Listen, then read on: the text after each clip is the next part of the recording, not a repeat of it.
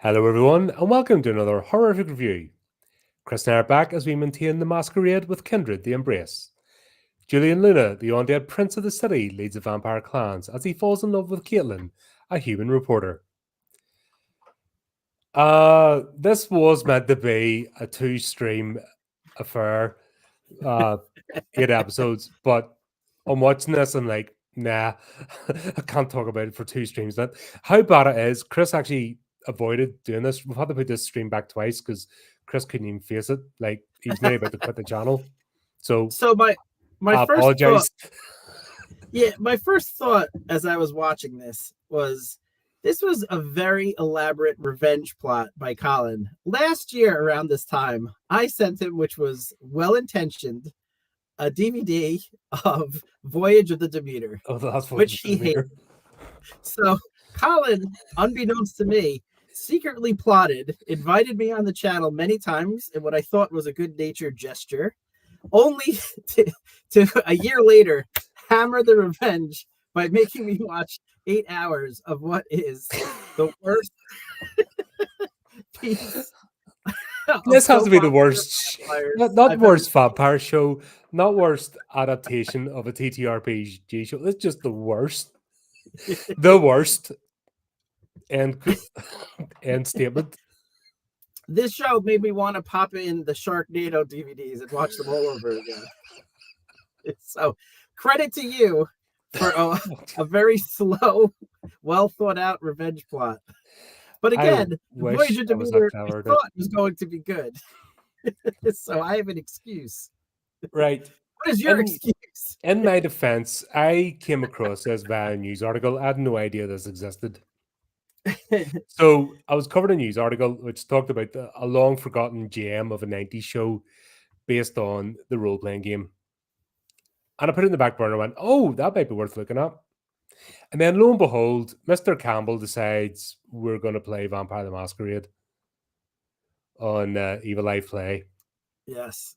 So I thought, you know what? As we're going to be playing Vampire the Masquerade, wouldn't it be a good idea to cover a show that's specifically about the game? That'd be nice, Right. wouldn't it? Get us in the mood. It would be nice if that's what this was about. This show was about. Yeah. It's I'm still figuring out. My brain still hurts. Yeah. Like, I mean, this is painful. Yeah, if I saw who had made it, Aaron Spelling, I probably would have known going in what it was. He was famous for making all these like teenage soap operas, Beverly Hills 90210. Oh, Jesus Christ! Yeah, that's once I saw that pop up in the end credits, I was like, oh, okay. I thought this was the Hallmark Channel. I don't know what chat. Yeah, it has that feel, right? Doesn't it? Or those Spanish, those Spanish soap operas. Yeah, novellas or whatever. Yeah, they're all during they're even on during the day, and they're all like scantily clad women and stuff, and like it's just ridiculous if you've ever seen them. Yes, this is bad. This is the insult. The or Shay on. So hey, what's up, Shay? Don't watch this. Never watch this. So I apologize to the one person who might find this and like, oh, finally someone's talking about my favorite show. But to that person, I say, really? Have you seen other shows? No, what it is, they live in a cave and they've got a TV and a DVD player, and it's powered up by a car battery, and they've only got the one DVD, and that's all they know. Yes, that's why you would like this show.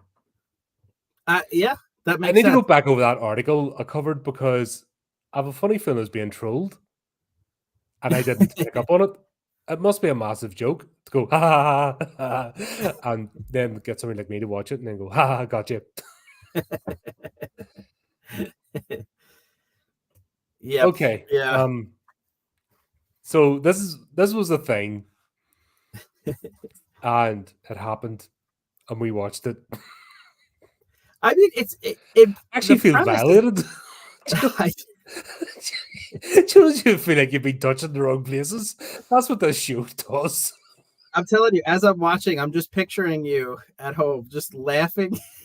Just, I wasn't laughing during. I thought this was an elaborate revenge plot after my voyage of the Demeter I thing. wish. I expected to come on the stream and you just pointing and laughing, but I mean, the premise of it sounds good, so I can see why you would, want to look into it. Like the idea of these vampires that are living in San Francisco outside of the public eye, and like how they try to keep up the masquerade. And it, the premise of it is pretty interesting. And if it wasn't a soap opera version of that, Yeah, it could be fun. here's the thing: Vampire the Masquerade is a dark game. It really is. You're inhuman monsters, and you're reveling in being inhuman monsters. That's the whole point. And then the interpolitics between the clans and stuff is what makes it interesting. You're trying to achieve stuff, but you have to work together. But at the same time, you've got your own interests. But like Alien with the personal agendas and stuff, but it's a bit more ramped up. And this game was massive in the 90s. I mean, it was the game. So just to be clear, so Kindred the Embraced is the same as Vampire the Masquerade. It's one and the same. On it, they're, Okay. vampire, for some reason the word vampire was used twice in the entire series because they wanted to use the word kindred instead. Kindred, yeah. They're just known as the kindred, but vampires. Okay, gotcha. Yeah, but it's based on the premise of the game, like you can see all the points there. And I was actually getting to the point where I was going to get out the rule book to look at the powers being used, but I thought it'd be better just to beat myself over the head with the rule book instead than read it, and it was less painful. Yeah, I could see that. Yeah, some of the powers they were using didn't really equate to like my, understanding, limited as it is, of what vampires can do. Like even in the pilot where he wants to lay next to his deceased wife, and he just like fades right through the solid ground. Yeah, that. I didn't know they could do that. Their one special effect that whoever it was so proud of, they made it part of the intro. Yeah. A bit of credits. Yeah. That was 78% of their budget. Yeah, God, so they made sure we knew about it. Like that doesn't even make sense because bodies rot. Yeah. So, yeah, this is fucking. This is the whole review. We're just going, what do we watch? That's it. That's the entire review. There are no. Should we go over the characters? Let's do it. Yeah, let's go over the characters, and I use that term very loosely. So, main person's Julian Luna. He's the prince of the city. Yes. Now, in the game, the person you don't want to come across, even if you're an experienced character, because everyone starts off as a starter character, but the person you do not ever want to encounter is the prince. Because if you do, you're kind of stuffed. You're dead. If you come under the notice of the prince in any shape or form for any transgression, you're done. Is it because he's like the most powerful, or absolutely? Like the most you have to be. You have to be the most powerful vampire to be the prince, and okay, so it's not just like the politically powerful, like the god. No. It's like awesome, super powerful old vampire. It's that comes as part of the territory. Because in the game, like as you level up, the powers get ridiculous. Okay. That's and that's part of the fun of the game as well. You start off with limited powers, but as you go up and progress and stuff, of course, it gets like you do absolutely crazy things, but then you're moving up towards the Camarilla and stuff, and then you're going to encounter bigger, scarier things. Right. Like D&D, you start off level 1, then by the time you're level 20 or 30, you're like pretty serious character. Yeah. I've never had that happen because I'm always jumping on the backs of ogres and riding them like a puppy. So I don't make the best decisions with my characters, but I've heard You could Yeah, go up to a high level. I hear people take games seriously and try to win. No, but Yes. honestly, that's the whole point. So if somebody's the Yeah. prince, that's it. You know what I mean? That's the ultimate. I think this would have been better if they didn't have it revolved around the prince. If they had us done the soap opera as if it was starter characters, it might have made a bit more sense. Yeah. I mean, they'd have to fix Because the dialogue, but you're right. That would be a start. Julian Luna is more of a middle manager. He's like a supervisor, not the prince. Yeah, he's always like just whiny. Just for a prince, he's a whiny Yeah, bitch. I'm sorry. he's I'm sorry horrible. to you Julian Luna fans out there. But And his patience is always limited. yeah. Every episode is every act in every episode, because not just once during the episode, like 3 times during the episode, his patience is always limited. He's always at the end of his patience, Yeah. and yet nothing happens to anybody. Yes. Yes. It's true. It's absolutely Yeah. ridiculous. I mean, he looked the part. He looked like he was powerful, and I guess Until he opened his mouth. He looked like someone. You remember that TV show? It was American Gladiators, where they used to do the obstacle course. This looked like this would be one of those guys from the 80s. But he did not have the charisma of, like, if this is your main lead or one of the main stars of your show, like. Oh my god, no. Yeah. I've seen civil servants with more charisma. It's not good. Right. Then we'll have Lily Langtree, who's Julian's longtime companion, shagging buddy, who lives with him. But she's shagging him and she's shagging everybody, but she pouts the minute he even looks at another woman. Yeah. And that's her entire character. Yep. And she repeated that for the 8 episodes that I watched. Yep. Which is annoying, because I actually liked her. She seemed like she had potential. But, yeah, I would say of the very low bar set by the show, she probably was the one that came closest to acting. Yeah, she at least tried. Yeah. Or she looked as if she was trying. Yeah. So, credit to her for trying. Yeah. Then we have Archon Rain, who is Julian sire and was a former prince of the city. But somehow he's still alive in the background pulling the strings while Julian's a prince. That doesn't happen. That you either take over, you take over. You know what I mean? That's the whole point of vampire. If somebody was going to be the prince, then they're usually getting rid of the other prince, because, the whole immortality thing. Yeah. And if you've ever tried to take power away from someone who's in a powerful position, they don't like to stay and help you afterwards. It just seems like a weird choice where they're just like, all right, you win. I'll help you out. No, like. It's just like, this is the exposition device, sits in the background, outside random dialogue. Like, he's the most random weird character ever. Yes. Yeah. Yeah. And the only reason I mention him, because he has like his whole, like the whole last episode's all about him. Yeah, that was weird. And he's only like he appears randomly like about 4 times during the entire series and doesn't really do anything, but he's there. It's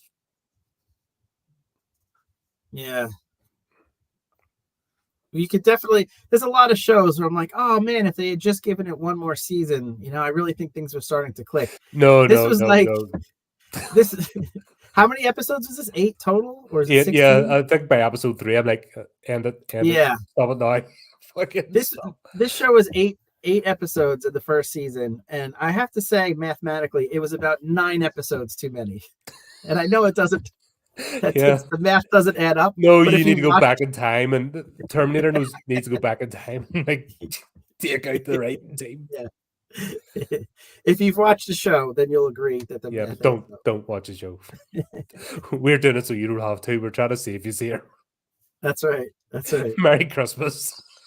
Here's our present to you, is saving you from this show.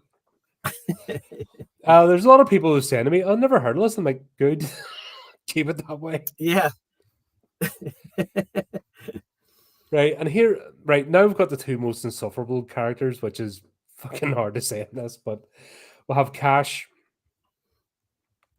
He's Oh, the Julian's bodyguard, bodyguard. right? Yeah. Because Yeah. and he's the primogen of the Brujah.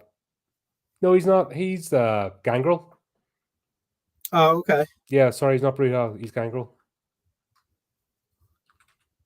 That's my. What's the difference again? What's Gangrel? Gangrel are they're more animalistic, where the Brujah are like the mob. Oh, okay. Okay. Yeah, I got he's left.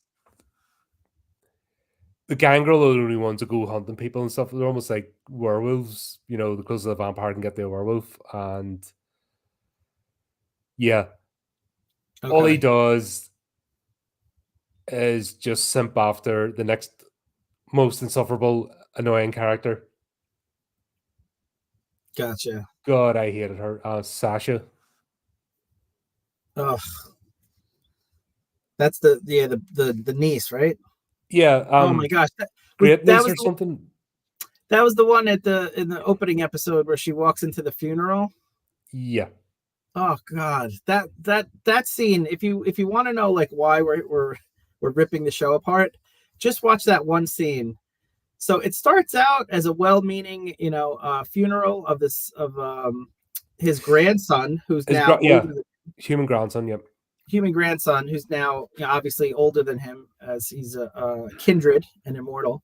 And he passes away, kind of like old age. They said his heart gave out, but he looked like he lived a good life. And it's a very well-meaning funeral. And then this niece walks in, and she's like drunk and like ripping everyone apart. And then like you can see like the background actors are like, boo, boo. And then like a second later, they're like, okay. And they walk up and then everyone's smiling and happy. And it's like, just even the background actors are acting like normal people. Like it was just, they can't even get the background actors to like behave normally.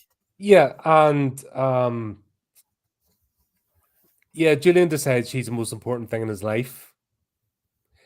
She's never met him before. This thing. Yeah. And the whole idea of him watching from afar, his family and stuff, and watching his family's lineage carry on, or various members, whatever. She gets introduced, and she's like a brat. These 30-year-old brats that act like teenagers. Yes. Yes. But you're just like, fucking grow up already. Yeah. And her character arc like does the same thing every episode. She starts off as a brat, comes to an understanding. Next episode, she's right back to square one, and it's just sort of does that. Yeah. And Cash falls in love with her, and they have a moment or three every episode where they just have random dialogue between each other. And it's like, with no chemistry. Yeah. Yeah. Oh, those two, at least. If we're talking about people with no chemistry, we'll get to that. You could almost believe those two at least have a good shag now and again and enjoy themselves. But yeah, she's a horrible character. Yeah. Absolutely. It was almost like with her character arc, they realized that no one was watching the show, so every episode had to start at the beginning again and try to get her character to progress. And then the next episode, they're like, okay, well, no one watched that episode. Let's try it again. It had that feeling, like, because there was no continuity between episodes. There's not even continuity within the episode. Within the episode. Like, honestly, you watch the start of the episode and 40 minutes later, you're somewhere else and you're going, does any of this join up? Yeah. But yeah, it's like the next episode, you're right back to square one. You're like, bloody hell. Yeah. Julian's at the end of his patience again with the same character that he has for about 5 times. Like, do something. Do something. Alexandria Ceres. is the one that kicks all this random shit off. Uh, who loves Yes. roses. This is the one when you said talking about bad chemistry. Is that what you meant? Well, she's the close second. We'll get to the actual.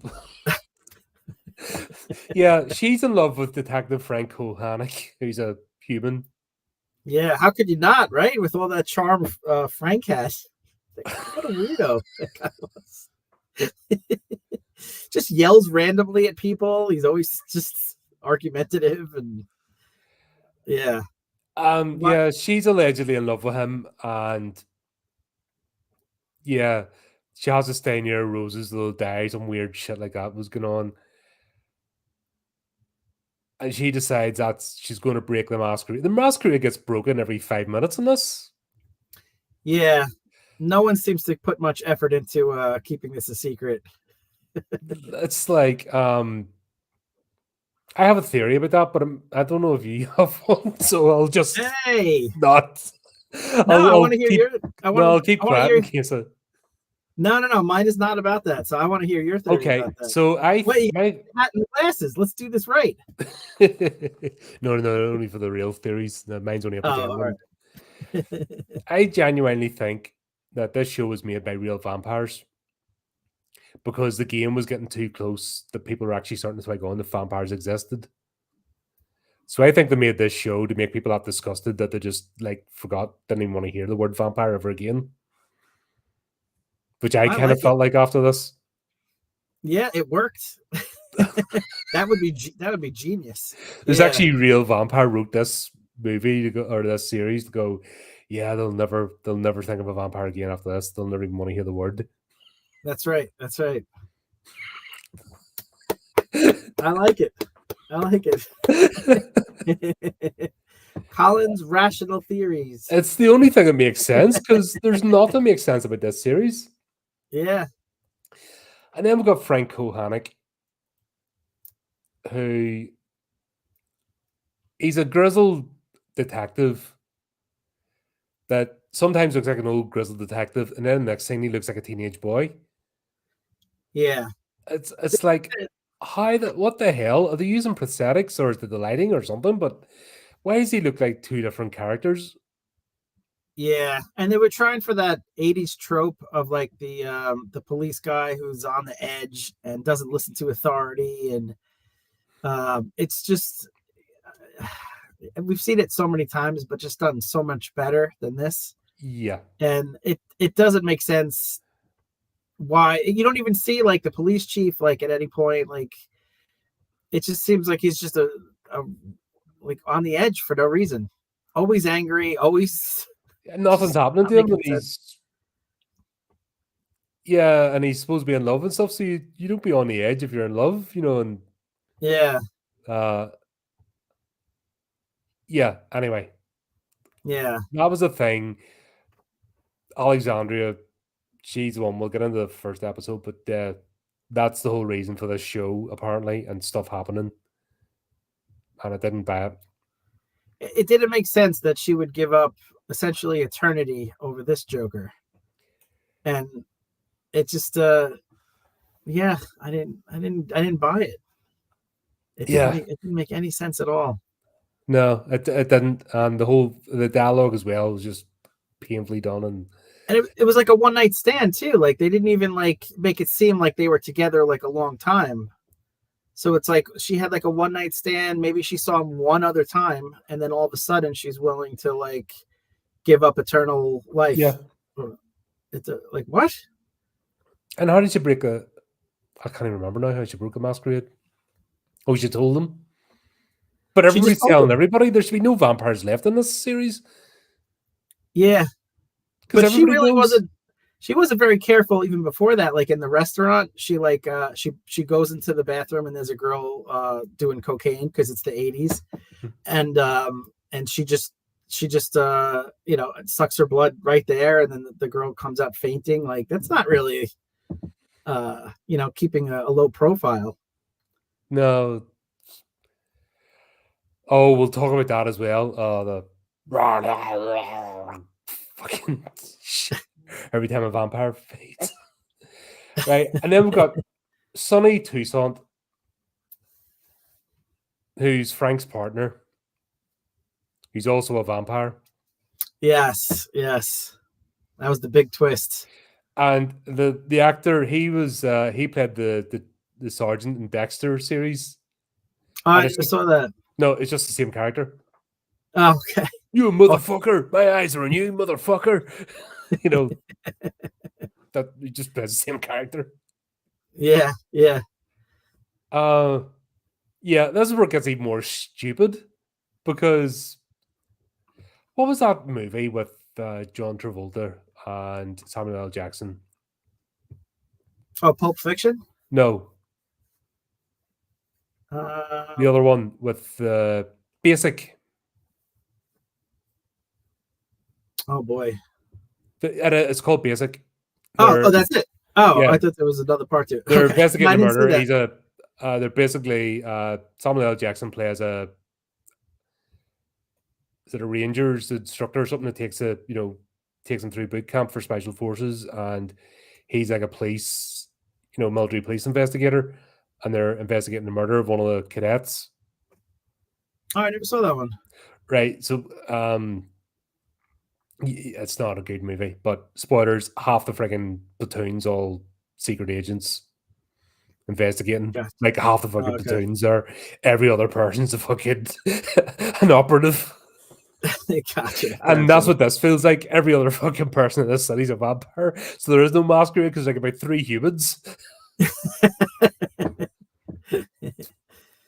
Fucking ridiculous. Yeah, it just reminds me that if anyone's seen Basic in the end of it, you're just like, what the fuck? Yeah. Right. And then we've got Daedalus, who has to be the most handsome Nosferatu. He's an assassin. He's a random poet. He's an exposition device. So why do we need Archon if we've got Daedalus? Like everyone I here think you seems just to be like him. I think you just like him because he doesn't have hair. No, but also No, he is. Nosferatu are meant to be horrific. Yeah. Horrendous. Like looking away and you're like, look at him going, you're all right, son. Yeah, like the what we do in the shadows. The Peter. guy who was Peter. Yeah. Yeah, that's a Nosferatu. Right. This guy, no. And the fact that he Yeah. spends the entire series going on about how ugly he is, and you're like, mate, I'm not buying it. You don't want to gaze upon this face. And even the other Nosferatu in the clan are done not better than him. Yes. When you see some of That's the other true. Nosferatu, you're like, Yeah. ah. And then we'll have Eddie Fiore. Oh gosh, you have it written perfectly. What a wasted plot point. He hasn't got 2 brain cells to rub together. And Yeah. God, that's the actor's real face as well. He was the only actor that I recognized from other things. If he was in like a ton of 80s, 90s. Like, he was like a go-to, like in everything. Yeah. But yeah, he just he may as well have a mustache going, I'm planning to take over. Yeah. Well, Julian goes, you've tested my patience for the last time. I'm going to take over. You've tested my patience for the last time. Yeah. Fucking 8 episodes of that shit. Like, I'm going to give you 30 more chances as the season goes on, but that's it. Yeah. Oh, somebody I forgot to put on there. Caitlin, the ace reporter. Oh, the reporter. Yeah. Julian, it's supposed to be the whole point of this series is Julian falls in love with her. Yeah. And there, folks, we have the most, like, talk about anti-chemistry. Yes. Like, talk about 2 people that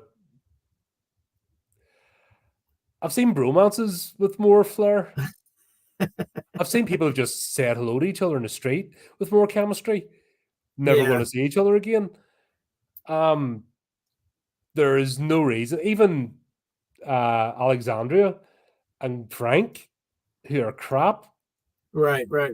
actually pretend to have some chemistry. The fact that this whole show revolves around Luna and her. I'm not buying it. They're trying to sell it, but I'm not buying. And it's a soap opera. Like, you think they would get the romance part right, because that's basically what this is.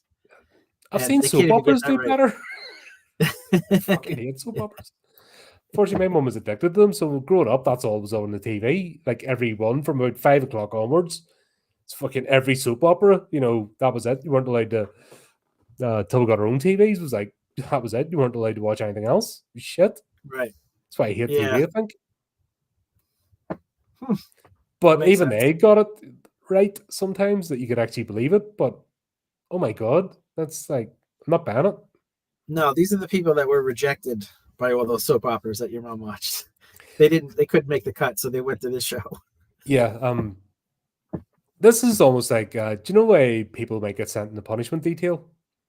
So if you're in the army, you get a punishment posting because you've screwed up that badly, or work sends you to the worst office because you've just screwed up too many times and they can't sack you or something. You know, Yeah. that's what this show feels like. This is only one actor I recognize from anything else. That's the guy who played Sonny, Alex or something his name is. Oh, you say it from Dexter, yeah. Yeah, I've seen him for one or two other things. The guy who plays Eddie Fiore. He's just got them faces, but I don't. Yeah, Yeah. don't think I remember anything specifically with him. But yeah, none of these actors I've ever seen act again. In fact, even the main character doesn't have a IMDb photograph. It might be because of the show. They might have had promising careers, and then people watched them in the show, and they couldn't get a job after that. Yeah, like that's bad when you're the main character of this show and you then don't have a profile because you just gave up Yeah. afterwards. Like, nah, Yeah. I'm gonna stack shelves in a store or something because it's more fulfilling. Ah, yeah, right. That's the characters. And he's Yeah, there you go. That's it. If you were expecting one person to be great that we left off the list, there is no. not. You can watch a show. Even the background actors don't act like real people. No, they give up too. They're just like watching that and going, "That's a talent." Yeah, I'm Yeah. not even gonna try. I don't want to get Yeah. noticed. I'd never work again. Yeah. And like I said, it's a shame because, the idea of vampire gangs and the political intrigue of all that, like, it sounds fun. Obviously, Vampire the Masquerade is a popular, game. Mhm. But this is just, they went a completely different route with it. They made it just a cheesy soap opera without good acting, without good chemistry, and the stories really didn't go anywhere. You know? It almost felt So like an anthology, didn't it? yeah. It didn't really feel like a series. It just felt like random episodes of stuff put together.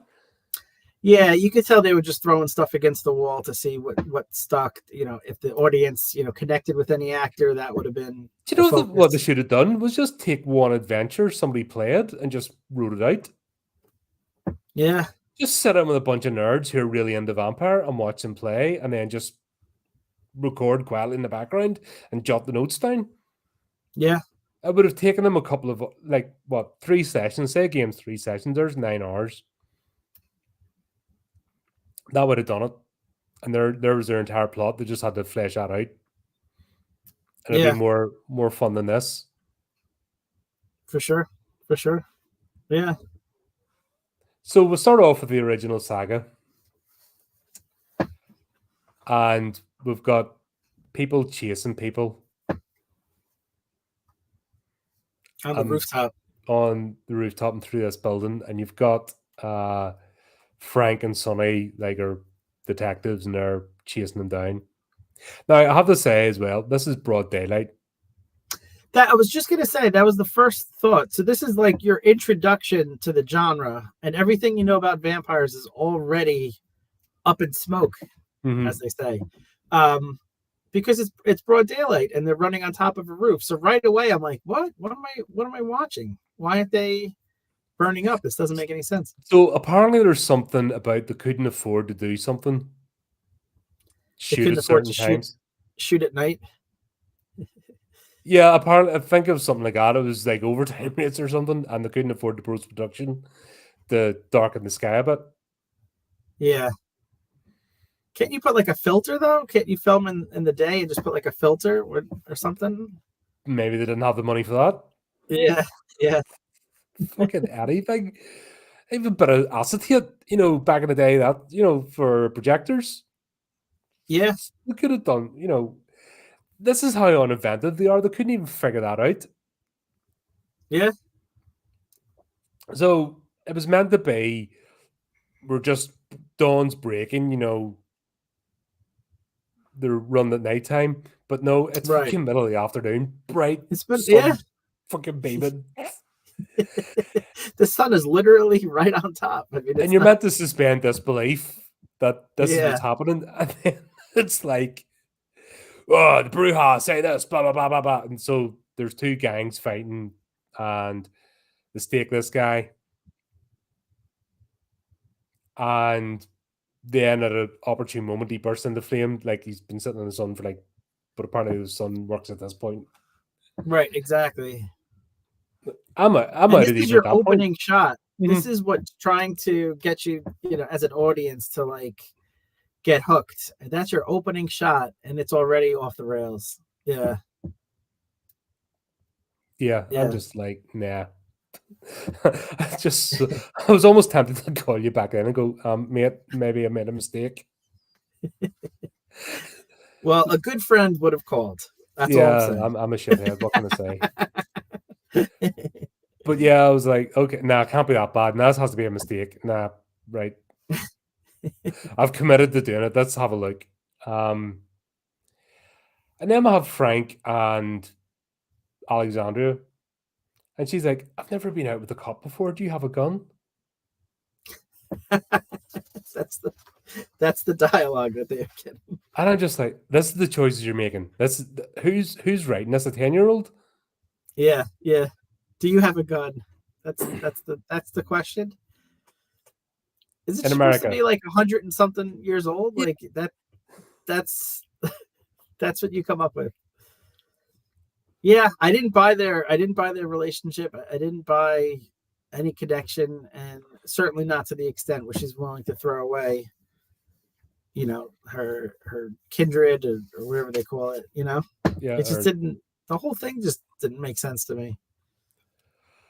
So I think this was the gangrel Primogen uh, getting killed so we can introduce Cash or something like that. I don't know. I'd give up Karen. I know Yeah, there's supposed to be a plot, but I'm just like going, I'm out. Like, this is first episode, and you're like, did not do a pilot? Did not do a pilot for this? Would it not have made sense to do a pilot and then not make the series? right, right. I'm feeling something, man. You know why they don't make pilots now? And these series will get greenlit, and then they wonder why they're losing like hundreds of billions of dollars Yeah. at a go Well, because I think the answer to that is Aaron Spelling. He had tremendous power at this point in time. mhm, And if he greenlit a show, like the studio would have given him, the 8 episodes. They wouldn't have, mandated a pilot. So that's probably why. I mean, he had hit after hit for not my particular tastes, but I know like my wife likes some of his shows, Melrose Place, Beverly Hills, 90210. So he had a lot of clout. So I could see why they just went with it. But even they, after 8 episodes, were like, no, this is not yeah, working. that's it. You burnt. It's like M Night Shiny Bum. He had a do whatever the fuck you want card, Right. Now it's gone. and then he burnt it. He didn't just burn it, but he got the ashes and he re-burnt them again. He just they destroyed it. Right. I think that's what happened with this. Yeah. Yeah, that's this has to be all your good graces gone. Yeah. Yeah. For sure. And then we meet Daedalus, who, like I said, is the most handsome Nosferatu. Like, what did they do? Just give him a bit. His ears were a bit longer. That's it. That's it. So that made him horrendously ugly because Yeah. his ears were down to. Like, people do that today, deliberately with gauges. Yeah. Yeah. It's popular, I guess. I don't know. No, but It you know what I mean? just People put gauges in their ears now, make them, yeah. So that's supposed to be him being horrendously ugly. I'm like, what the hell? Yeah, they saved a lot of makeup budget, but his What did his they do? look. His cheeks a bit. That's it. Like That's it. there's nothing like remotely ugly about him. No, no. And he's And what well was the deal dressed with? and he paints and stuff and he has like he's in the cellar, the most clean, well kept cellar ever. You know what I mean? I'd live there. It's nice. Yeah, that's what I mean. Like this is supposed to be like a vampire show. Like they really just made it so bland and generic that you wouldn't even tell for the most part that it even had anything to do with vampires. Yeah. Even the Nosferatu are very normal looking. Yeah. And you're just sort of like going, why? Yeah. So yeah, you got him and he's painting and stuff and whatever. Stuff happened. And Frank's happened and I can't remember what the plot was this. I think they killed the gangrel guy because the Bruja are trying to do stuff, take over. Right. And then Cash takes over, so we introduce Cash as the new bodyguard, the Julian. And then he's trying to stop the gangrel and the Bruja from going to war. That was basically it. And the fact that Alexandra fell in love with Frank and basically, they had to put a hit on her. Which it didn't even make sense either, because it's like she can hypnotize him. She's a toreador. Yeah, we see that in What We Do in the Shadows all the time, right? Yeah. He'd forget it. Yeah. And he has a vampire with him. Or as his partner. Or if they were, really kindred and protecting each other, you just kill Frank and now no one knows about it. Yeah. Problem solved. That's actually what you do in a vampire game. Yeah. She'd be angry. Maybe she'd be angry for 50 years or 100 years, but you're all still together.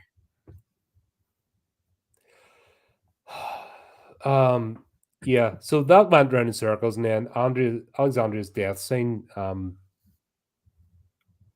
Yeah, I give up on that because once again, Daedalus is taken right. It's broad daylight, and like they're just standing chatting in the sun, going blah blah blah.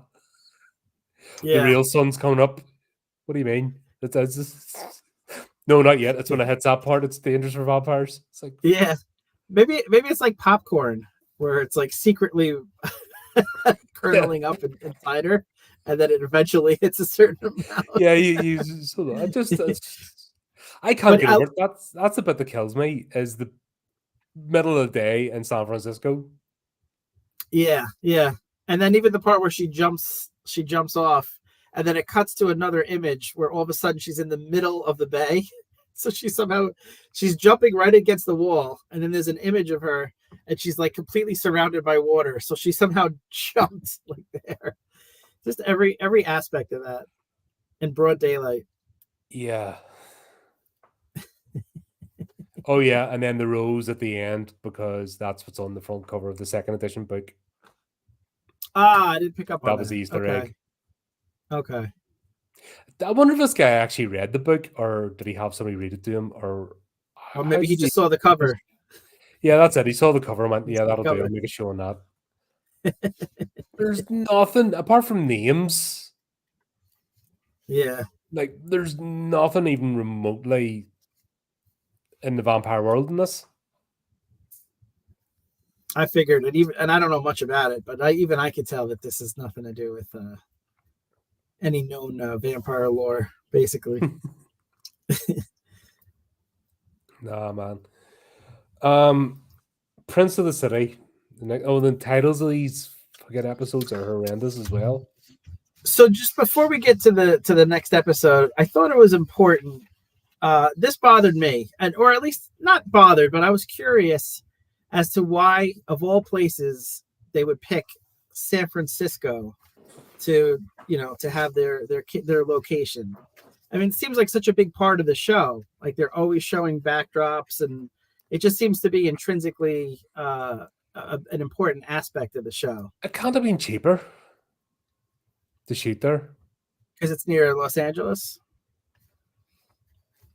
You'd think most of these sort of shows end up in Canada. Right. Is that why there's no budget? Because it's shot in San Francisco?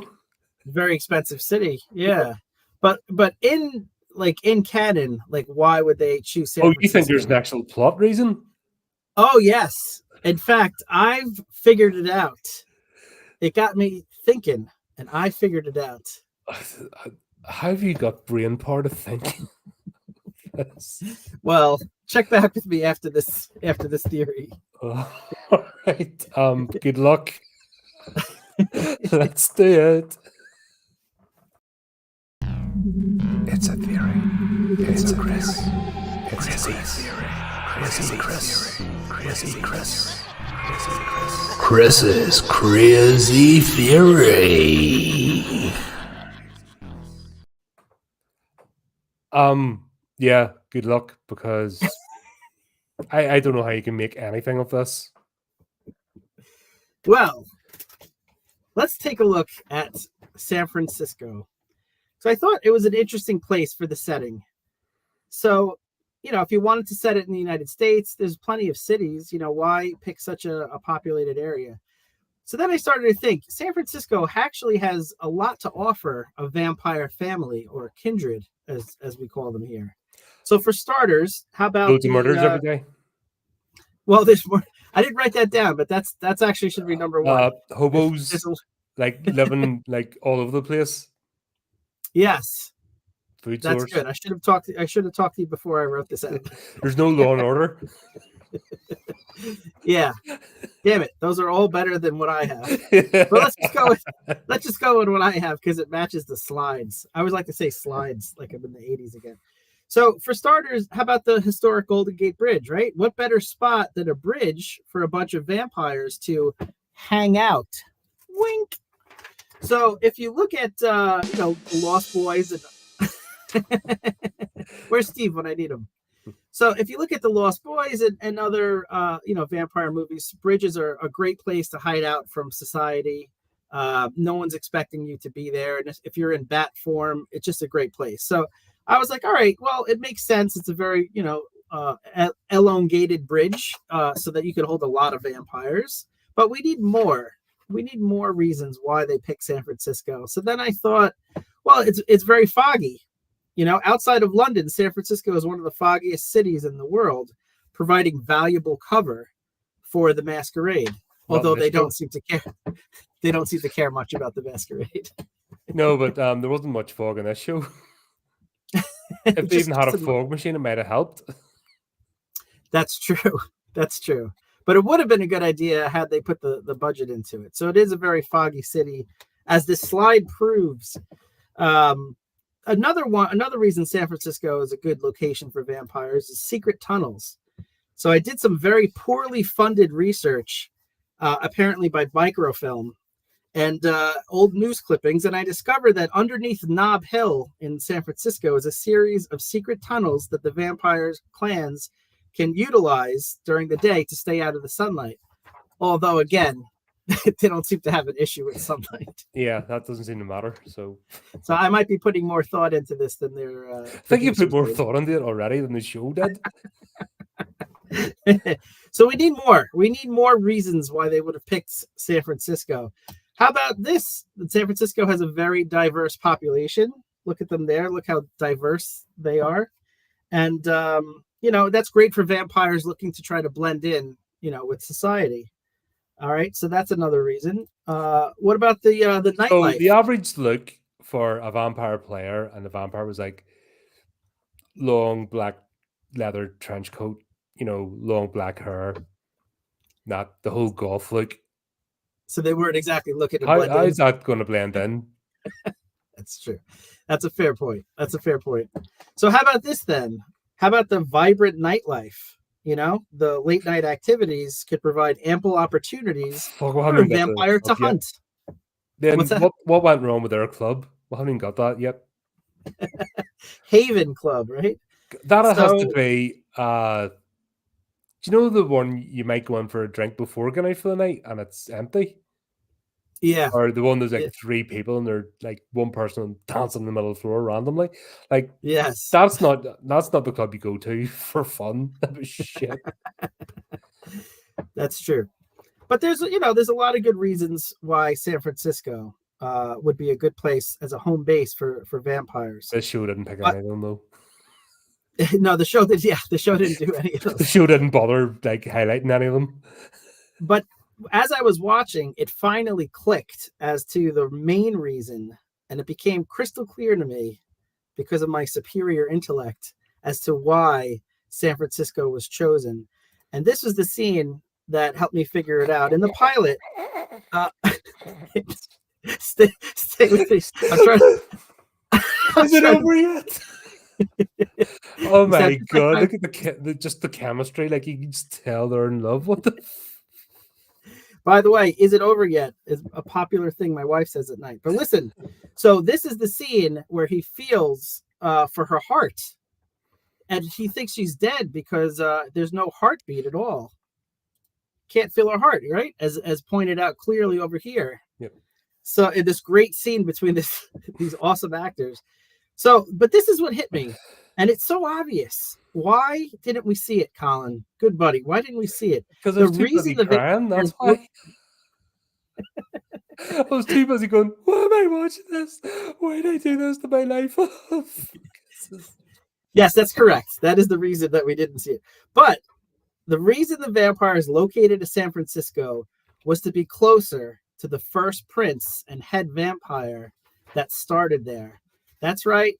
I think you're about to guess it, but just for the audience at home, if you're playing at home, the main prince vampire who started there, Tony Bennett. That's the reason they went to San Francisco. He left his heart in San Francisco, right? So, listen, long lifespan, charm, the ability to get into pants of famous women like Lady Gaga. Tony Bennett was clearly a vampire, as he tried to tell us himself when he left his heart in San Francisco. Tony Bennett is a vampire. And if you think that was stupid, that show. Yeah. God. Thank you. There you go, folks. It's a theory. It's a Chris. It's a theory. Chrissy Chris. Chrissy Chris. Chris's crazy theory. Oh man, that's. I can tell that really messed with you as well. Like, what can you do out of this show? There's nothing to work with. Fair play to you for even trying. Like years from now, people will look back. Is this why realize... you put this off? Because you're like, I can do nothing, man. Why didn't you just tell me I can do nothing, man? I can do nothing with this. Years from now, people will look back at this moment and think this is when my segment has jumped the shark. Nah, but, you did the best with what I had to do. I couldn't do anything. Well, you do nothing with the plot. There's fucking none there. Yeah, there's nothing to work with. It deserved nothing less than a ridiculous theory like that. That's how dumb this show is. It's bad, man. I think it's, and I've watched Resident Evil. Well, I couldn't get through the first episode, but still, I would actually be more inclined to try and watch the rest of that than this. Yeah. It is pretty brutal. Anyway, episode 2. We're not going through all the episode, by the way. You might have noticed because it was like, fuck this. Yeah.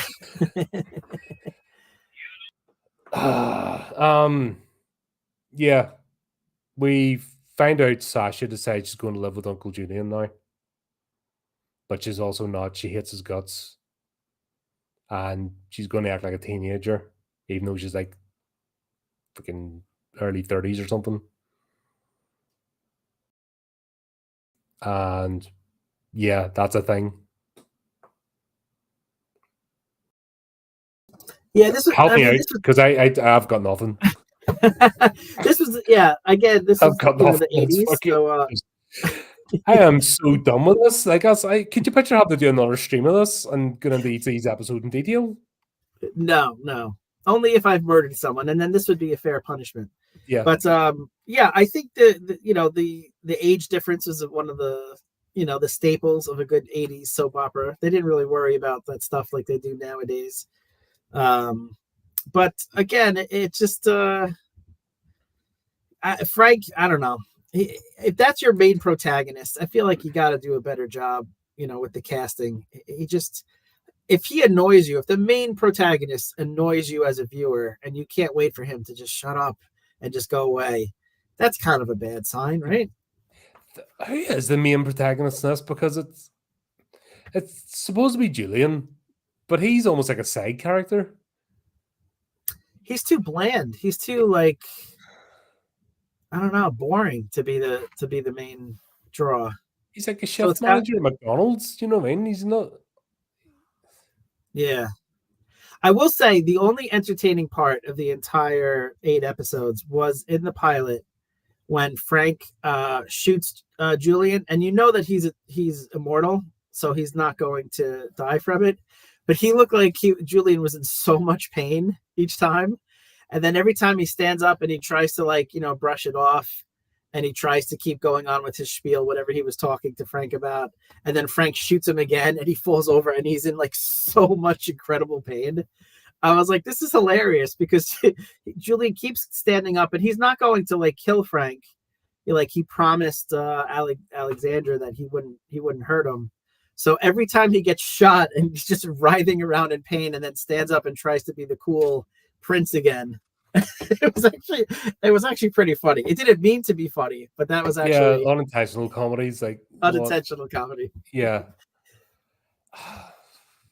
So these are two that are going to be button heads the entire series, and it's not even a buddy cop movie or anything or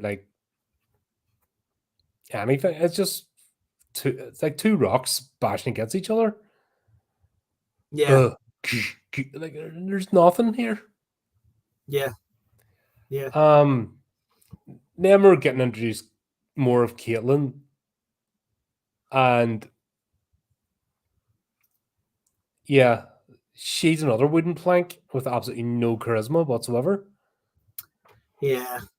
And again, if you're basing the show around a soap opera, that should be the one thing that you're good at.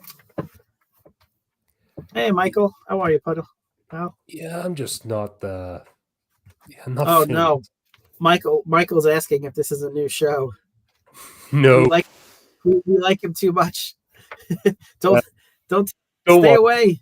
Don't watch this. Stay away from this one, Michael. We should have a warning. Do not actually watch this show. This was go ahead. 93, yeah. I think it was. It felt 80s, but was it 93? Yeah, it was like 93 because that's okay. So essentially, Michael, this is an Aaron Spelling production.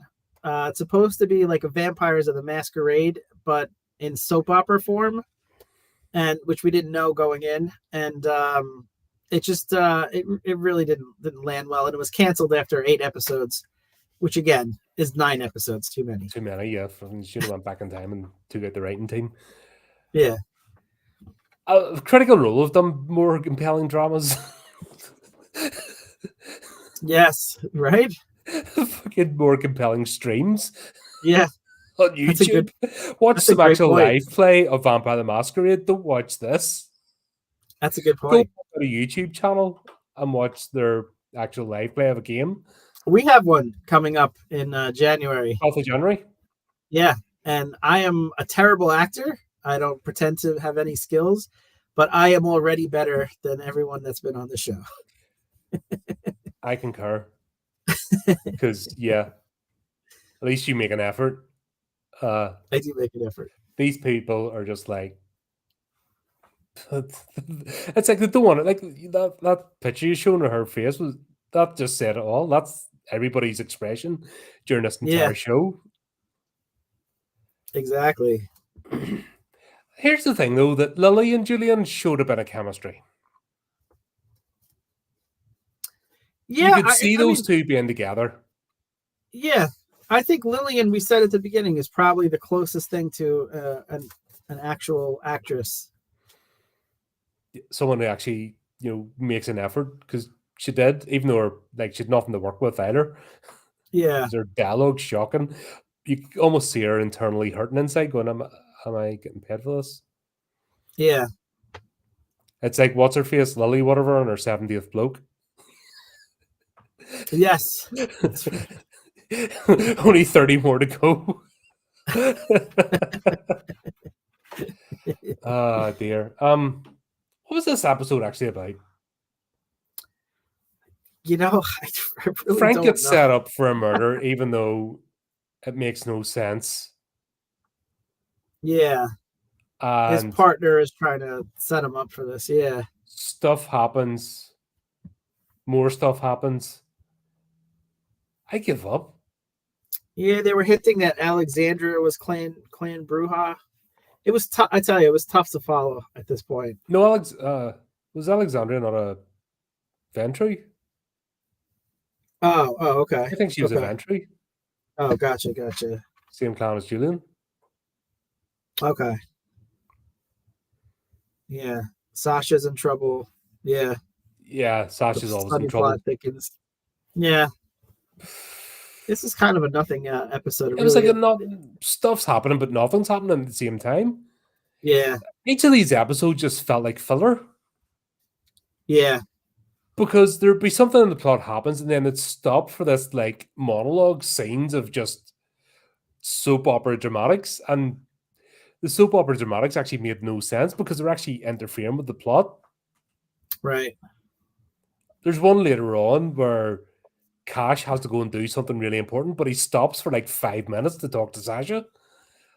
Yeah, Like 5 minutes yeah, in or episode times about 20 minutes, 30 minutes, as if, oh, it doesn't matter because we've got to have this monologue session with over nothing. right. Yeah, I only knew the guy that played Sonny, and he was the sergeant in Dexter. That's where I recognized him from. The guy that plays Eddie Fiore is a generic everybody actor that appears in everything. You kind of yeah. recognize his face, and He what a was in a face lot that of is. 80s and 90s movies as just Mm, like a generic, gang member or like the henchman type. But yeah, yeah, children no, actor. But apart from that, no. Like even no, we're saying at the start, even the main actor doesn't have an IMDb profile. yeah, Like he just gave up. The guy that plays Julian just gave up after this, and like, nah. yeah, yeah. And it's the age old question, is it the acting, is it the director, or is it the writing? And obviously, it's a mix. But which of those three is more important? I feel like we've seen movies where the actor can take a line of dialogue that if you just look at it on the page is nothing, and they can do a lot with it. I think if you have the right actor, it does make a big difference. They couldn't have saved the show. The writing was just too bad. But if they were better actors, I think they could at least made it more, Palatable. believable. The chemistry could have been more convincing. So, in the age-old question of who is to blame, I kind of put more blame on the actors on this Yeah, one. nobody wanted to be there. Yeah. Nobody wanted to be. You could just tell they were not interested. Yeah. So how's that one? And then we got the Night Stalker. That was the one about the serial killer, wasn't it? Yes. Who gets turned into a vampire randomly, and then yeah. Right. And it's sad that every time I watch one of these episodes, I just kept thinking, I wish I was watching What We Did in the Shadows again. Yeah. Because it just, it takes all these plots. They can cram so much into a 20-minute episode. Exactly. And These not just comedy. Like you can actually feel something for the characters in that show. And then link back to previous episodes and stuff. Not so a plot point that might get left there gets resolved later on. Yeah. It's clever writing, and this is 40-minute episode, 45-minute episodes, and nothing happens. Yeah. I'm gonna start off in the Haven, the club, Oh, right. Yeah. and God, what was she covering? It's terrible. Under the Bridge. No, that's Oh, before I heard that song that she sang. Under the Bridge by All Saints is the worst cover of all time. I dare anyone to find something worse until I watch this show. yeah. Like, that song is an abomination. I think you never heard it. No. Yeah, no. you do. All right. Keep it If that I way. have them, Keep it that yeah. way. Just keep it that way. Okay. Yeah, don't look it Okay. up. Don't. Nobody Google that. Nobody look it up. Honestly, don't do it to yourselves. Okay. Even if I hate your guts, I wouldn't do that to you. Honestly, because yeah, nobody deserves that. That's horrible. That's pretty bad. Okay. I can't remember what song she covered, but oh my god. Yeah, I just gave up on life. Yeah, I was kind of skimming forward at certain parts just to try to get through. 8 hours of the show was a lot. Also, yeah, the nightclub as well has humans running about. That doesn't happen. If the Prince's Court, it's known as, is strictly vampires. And the only humans that appear at the Prince's Court are for food. Right. It's just like the scene in the movie What We Do in the Shadows, where everyone's looking at the one guy, the IT guy, the friend that they brought over. Yeah. Everyone's looking to try to eat that guy. So yeah, no, it makes sense. Why would you mix unless you're gonna plan on eating these people? Yeah. Also, we'll get loads of scenes in these night dresses. Now, there's two theories. Is either it's the same night dress and it just gets passed around, everyone just has to be conveniently the same size. Or they got a bulk deal. But it's like government issued fucking night dresses. Yeah. Every character has it on. I think that goes back to the budget for this, same reason why they couldn't shoot scenes outdoors at night. And it's bad when a show shows you what their budget is. Like it should be something you don't even think about. Like the right movie, you don't even think about the budget. Hang on, we have seen horror movies made on micro budgets with more it's like this is like you said, your dipshit that run the show has clout. He would have had a budget for this. What did he do? Stick it all in his back pocket or up his nose? Yeah. I've seen indie projects with more heart. Yeah. Yeah. This is just nobody gives a shit. This is like a government contract. This is like a firm with a government contract doing the bare minimum.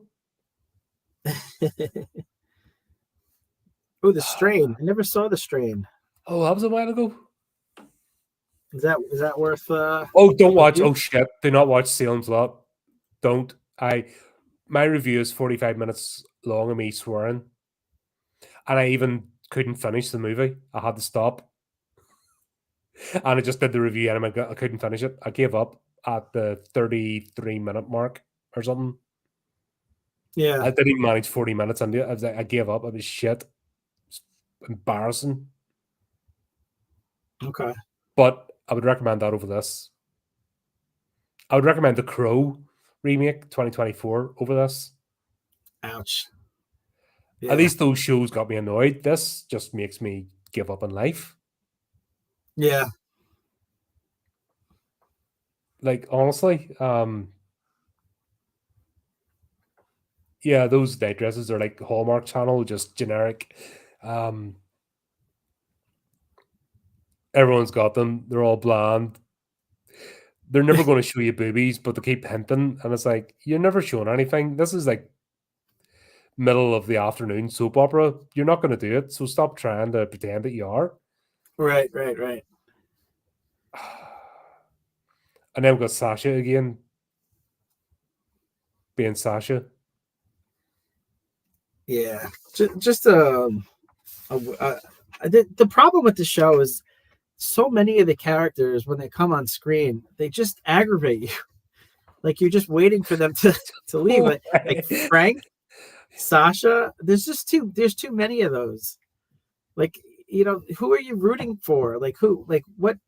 There's got to be some relief where like it gets to a certain character. Like, okay, now I can enjoy this part at least. There's no respite. It just keeps going from annoying character to annoying character. And you said it right. She's like a spoiled 30-year-old. Yeah, just get over yourself. Yeah. Oh yeah, that's this guy Starkweather. He's the he gets turned and he goes on a rampage. And yeah, the growling sound, the feeding effect of every time they feed in the background. Like, what the hell? Well, to be honest, that part was realistic. That is me after I miss lunch. So that's the one part that I thought was actually very real. Oh God. Yeah, it was just bad comedy. Yeah. Like, honestly, they should have put some music of dun dun dun. At least you would have gotten the joke. Right. I did quite an extensive review on The Crow as well, and I swore a lot not to. I can't even swear in this because I'm just like, I just want to die. Yeah, no, this one doesn't. Show. It's been, I didn't catch up obviously before. It's been a week or something since I've watched it, and I just don't want to ever think about it again. Yeah. I can't even get angry. It's just no, it's not. It's not good enough. It's not worth the anger. At least The Crow, yeah, they definitely. You have something. You remember something good that was right. perverted, and you can get annoyed by it, but this just makes you go, no. Yeah. No more, please. I'm sorry. I apologize. Yeah. And there's a good premise if someone wanted to make like a decent vampire show. I mean, I know there's been ones on the WB that maybe Forever Night around for years. And it was set in Canada. Yeah. But I'm talking about adult dark, which okay. Yeah. Forever Night was good. It was actually watchable. And it was cheesy as hell. And it was made 4 years before this in Canada. And it looked like when he did the special effects and stuff and the fast movement of a vampire, it looked like a vampire. Nobody has any parts in this. Well, they have weird powers. Like, what's the thing with the roses where they could make roses come to life? And they have like, they could heal other people by licking them. What? That was the thing with that's in the game anyway. You lick a wound and it makes it disappear. Yeah. I could on a human. You lick a human and their wounds. Well, if they bite the human, they can lick the wound afterwards and it heals, and then it means it doesn't show any marks. So maintaining the masquerade, it's one of the things. Oh, I see. You have to declare in the game. If you don't do it, then the marks show, and then you get in trouble. Oh, okay. Oh, interesting. But they didn't even, the way they did it in that show is just bad. Yeah.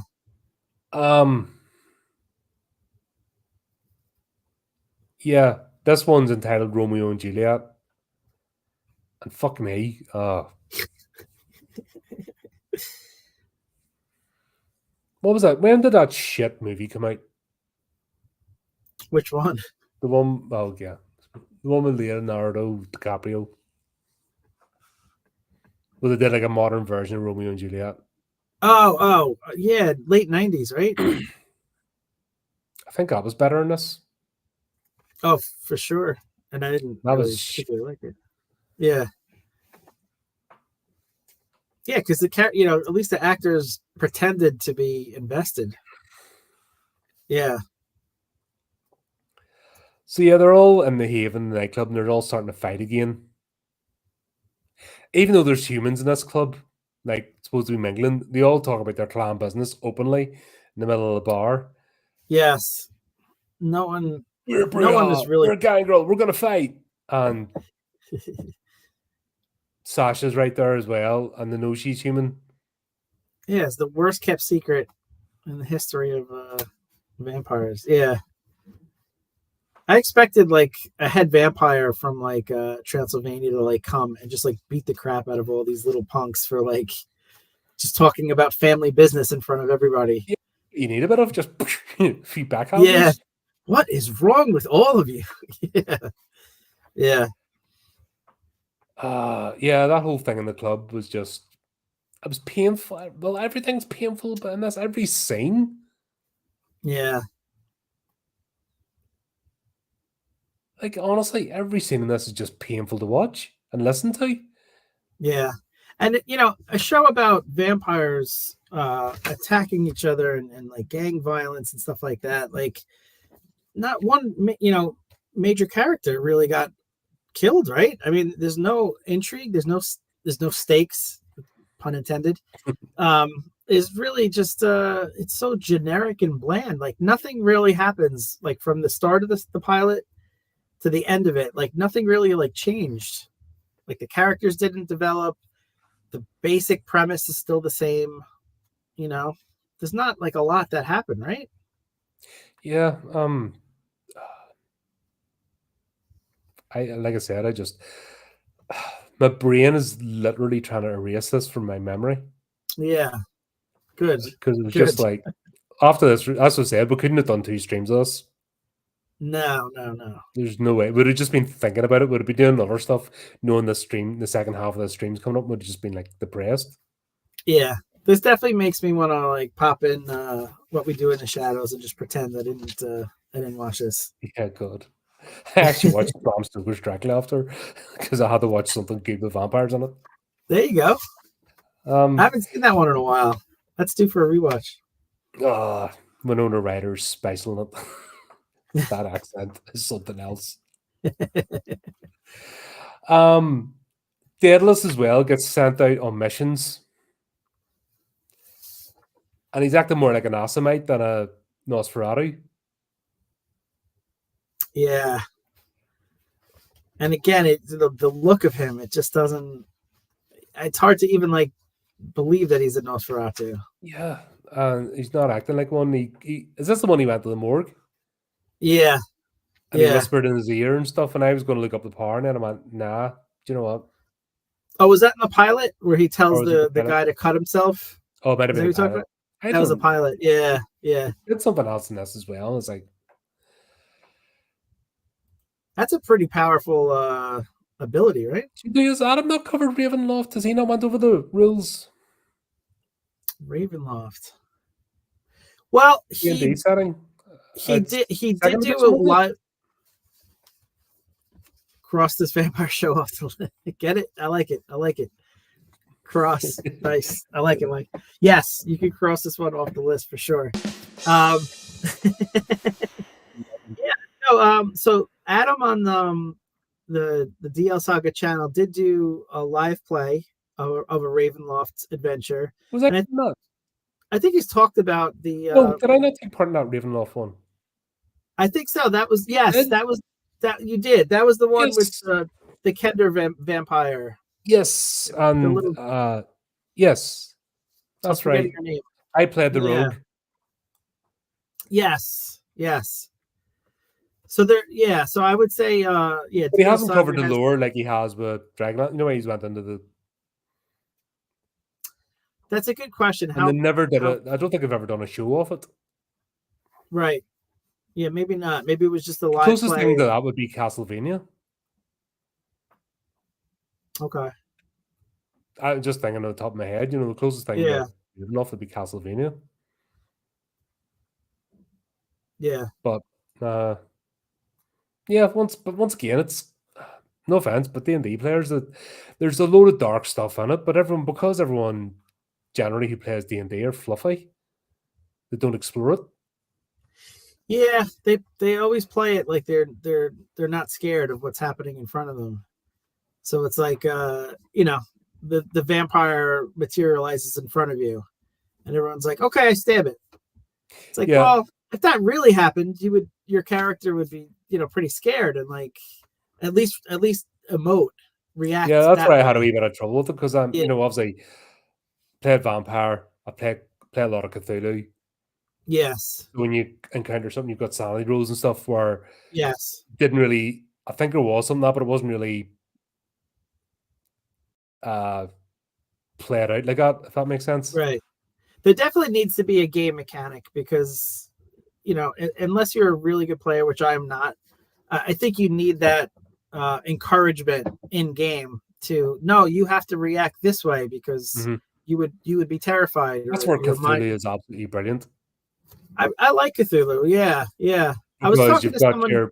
you've got your sanity rolls, and then if you lose so much sanity, then you've got your bouts of madness, and then if you hit so many sanity, that's why you can't play the same character for extended times because the more you encounter the Eldritch Beings, the more batshit crazy your character goes because it just wears Right. them down, and then Yeah. eventually they just go completely in mania unless you get severe like lucky dice rolls. Your character's gone after about 5 sessions. Right. Right. I do That's just love the way that. of it. I was talking to someone about Call of Cthulhu the other day, and they were saying how they didn't like all the skills, but I didn't think it was that bad. I didn't think it was that many, and I liked that it was more than just strength, dexterity, Yeah, but constitution. then I the kind whole of point, liked that it right? was You can roll. Everyone has like a base of 5 or something on a skill anyway, so you right, can have a right, right. go. Yeah, I enjoyed it. I really liked the And one that we you, played. you only need a skill check if you're going like drive auto. Let's use that for an example. Yeah, Everyone can jump in a car and go from A to B. But right, the whole point of the drive auto skill is if you get into a car chase or you have to chase someone down, well, that's a bit more than just going to the shops or going to work. right. You know what I mean? And that's where you have to roll the skill. So it's up to the keeper to play the game sensibly. And not Yeah, everything's about dice roll. It's only the mechanics are only there if the plot requires. So you can have a whole ton of skills, but you might only roll for about 3 of them yeah, yeah, yeah. because it's only really determined something difficult, outside the norm. Right. And once again, it's all I about was just interpreting the game. It's I had a blast with the one that we did on the channel, the Lightless Beacon. That was fun. Yeah. no, I have to, So speaking of fun, this show was not. yeah. We'll just spend time talking about anything else apart from this. How far along are we? This is bad.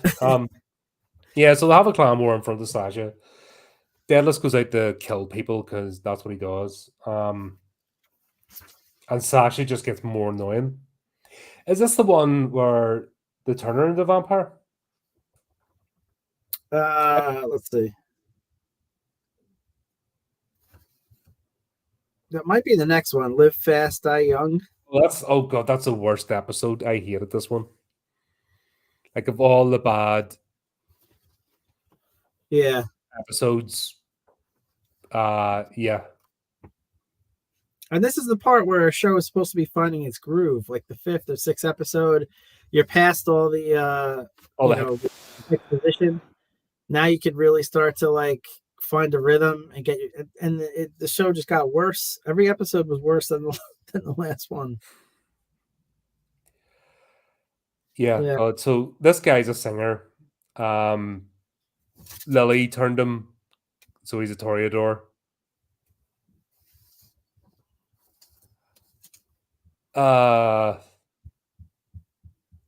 Yeah. Oh, this is the one. Yeah.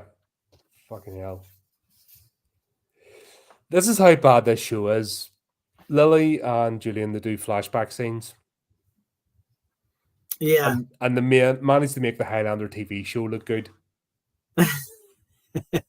Like that's how bad this show is. Like when that shit looks good, you're in trouble. Yeah. I mean, it's an interesting plot device because like when you're making Canadian TV in general look better, like you've got a problem here. That's fair. That's fair. Again, the idea and premise is good. That's one thing when you have vampire characters, they have this long 100 years or more of backstory that you could dip into, but it just was done so choppy and the casting is terrible. Just if Julian went back in time and you saw him being what's his face out of The Office, Which guy? The main one. Oh, Michael Scott. Yeah. If he went back and that's the character he's playing, it would make sense. Yeah. He went back in time and he was another civil servant, and he went back in time, he was another civil servant. Yeah. You know, like Colin Robinson out of What We Do in the Shadows always looks the same. He always looks the same. But that's the joke. You know, I think that's Right. Julian's actually the anti Colin Robinson, but the fun. Yeah. Like Yeah. he is a psychic vampire. He is an energy vampire, because the difference is when Colin Robinson does it, we're laughing, but when Julian does it, we're actually feeling it. He sucks the fun out of the show. Colin Robinson wrote this show. That explains it. Oh, that should have been my theory. We're all like, oh man, that was good. That was a better. That would have been perfect. I should have done that. Colin Robinson sitting on the other side of a TV, you know, and all our energies are like getting sucked in. He's just fading, you know. Might have to revisit this one. That's it. Let's go back to step one. I'm gonna. No, fuck. We're never come back to this again. No. The Void. I've covered it years ago. Like that's a really old one. Yeah, it was all right. Up to The Void was sort of loosely based on Call of Cthulhu. Yeah, well, it's a sort of Eldritch Spain, and to get Okay. the other words, another Canadian show. Okay. But the execution at the end sort of went off the rails a bit. It was like, oh, what are you doing? A good setup. Yeah. God, that was like way back. That was about 3-4 years ago, didn't it? That was like 1,000 videos ago. God, right. So yeah, we've got Mr. Rockstar.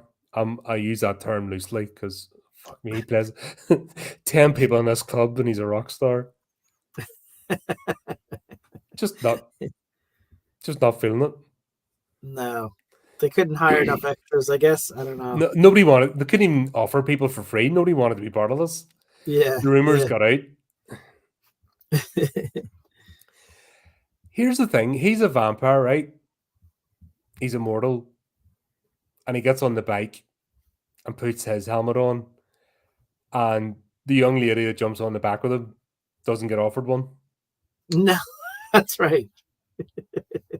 The fragile human. Yeah. Well, you saw it when he got shot in the pilot. He was in so much pain. This is the weakest Prince vampire ever. So Dear. He doesn't want to get a headache. I think to doze off during this, I'm just like freaking zoned out through this episode. Sasha gets turned into a vampire by the Bruja because they want to wind it up, because Cash went and asked permission to embrace her and turn her into a vampire and stuff, and Julian gave his permission, and then the Bruja just went ahead and did it and really pushed him to the end of his patience. Yeah. So when you're turned into a vampire in the Vampire the Masquerade game, which is this show is loosely based on, you're frozen in time as far as your age, whatever your age was. Basically, whatever age you're turned. That's why there's always the thing against don't turn children and stuff. Right. Don't turn people too young. They have maybe mid-20s, early 30s is a good age, because if you're going to be immortal, you may as well be like functional. But if you're too young, you're always a god. So they wouldn't want to turn like someone like me, right, and have me like have back problems for the rest of my eternal life. You'd be always using your powers to heal them, wouldn't you? God. It's all very strange. And then we've got Caitlin again. She keeps getting thrown in this. Yeah. Like there's a scene where Julian's going to visit her and stuff in the middle of the day as well, for lunch. Yeah. And it's fine. And I just don't care. It's the world's worst reporter too. The people are openly talking about everything going on. Who got put into the cage of light? Oh, geez. Oh, is it the singer? Oh yeah, the singer. Yeah. They called it the Cage of Light. I That's the brilliant writing of the show. I just gave Yeah. up. I'm just like, Yeah. fuck off. I'd already decided like before this one was finished, it was the worst episode. I hadn't even seen the rest. Yeah. I was just like, no, I'm done. This is a toughie. Oh god.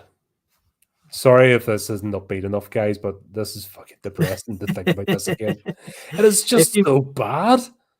Yeah.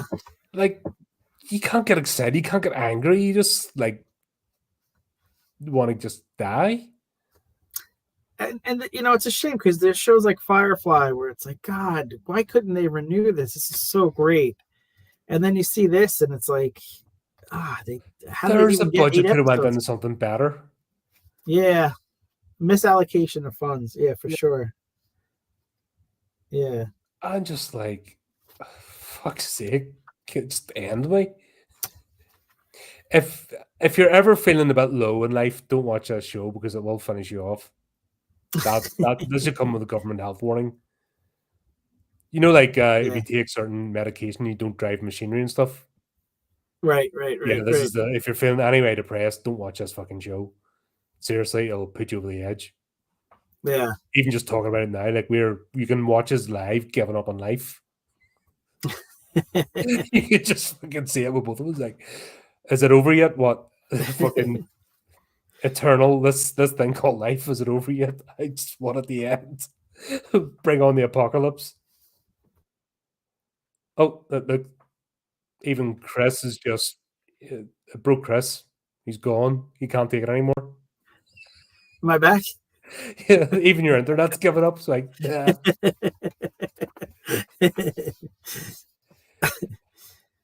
Right, the rise and fall of Eddie Fiora.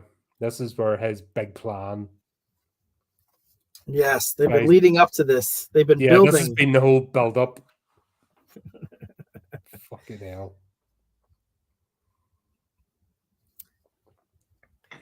With another dawn scene, which is like middle of the afternoon. Yeah. Even Jesus though you Christ, literally could see the film. sun in the top of the Like, sky. go to the Dollar Tree and get a bit of film or something, or fucking a toy box. You know, some of them have darker. You know what I mean? Go fucking get something Yeah. cheap and pretend. At least try. Yeah. No production value at all. Even they were just phoning it in at this point. Actually, from the start, they were From the phoning it in from start, the they never start. even. There's not from the beginning. They were filming it in. Just didn't give a Yeah, shit. the very first scene. Yeah, definitely. And I'm a fan of a particular Dungeons and Dragons setting, Dragonlance. That we had a terrible animated movie come out, and it must have been tough for like the fans of Vampire the Masquerade that were like hoping that a show would come out featuring their game. I feel seen. This is something that I'm really into. That was And better then than this. and then you watch it, and then it's just like, gosh, it that's almost worse than not making it. Didn't Lucy Lawless play Goldmoon in that? Yeah, Lucy Lawless There played was a few good actors in that. Kiefer Sutherland played Yeah. Raceland. There was one or two other decent. Do you know what that felt like? It felt like more like an instruction manual than a show. Yeah, I think they were trying to cram an entire book into like one thing, but if you don't have any room for explaining or character development, it just seems like they're going from place to place. It's like a tour guide. That's what it felt. It felt like a game, like manual, as opposed to a film. Yeah, but still better than this. Still better than this for sure. Yeah, but I was just saying, like, I feel at least I tried. Yeah. This isn't trying. This is not even bothering source. This is yeah. The washing machine was definitely going. Yeah, I just feel bad for the people that were anticipating the show, having played the game, and then this is what they get. That's what I mean. Like, it's just a real kick to the stomach to those people. Yeah. Oh God. Yeah. Yeah, and finally, the Bruja clan. Eddie's sire turns up, who's head of Chicago or something. Because of course they have to be like Right. 1930s Al Capone type characters, wannabes. Right. Exactly. Yeah, you thought he was a bad character, then you meet his boss. And fuck, talk about every gangster cliche in a character there was. Can't remember his name, but I don't care. Yeah.